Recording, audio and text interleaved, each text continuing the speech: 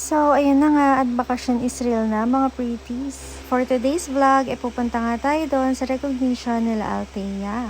Sorry na nga agad kasi medyo nasarapan na ako sa bakasyon kaya medyo late na ang upload nitong video natin. Going back sa recognition ni Althea ay dito lang din ito sa school nila. Sandali nga lang itong recognition nila at ang first na ginawa namin is sinabitan namin sila ng mga pasampagita.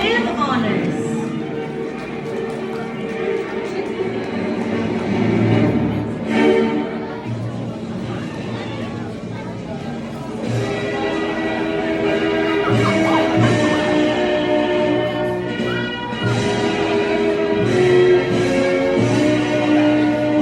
Terencio Mara Cassandra L. with honors.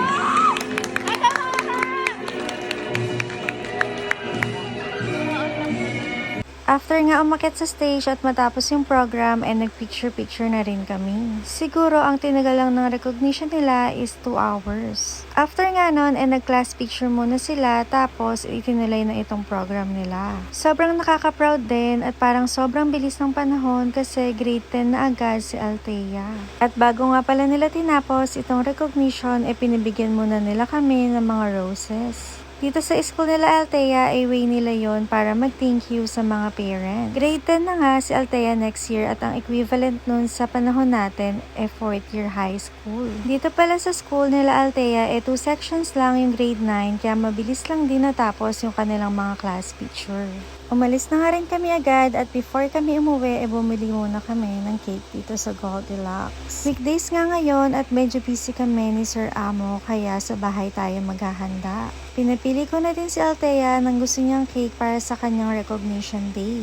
At sakto nga din dahil merong bagong cake yung Goldilocks. Coffee layered crunch nga yung bago nilang flavor ng cake kaya tinry na din namin agad. Pinalagyan na din namin ito ng dedication cake for Althea. The rest nga ng handa ay o-orderin na lang namin online. Ang request kasi ni Althea is yung cheesy stuffed pizza ng Pizza Hut. Tapos yung iba naman ay lulutuin na lang namin sa bahay katulad ng spaghetti and fried chicken. Malapit na nga yung tag-ulan kaya siguro nagsisimula na din dito sa amin. Maya-maya nga dumating na din yung order namin na pizza.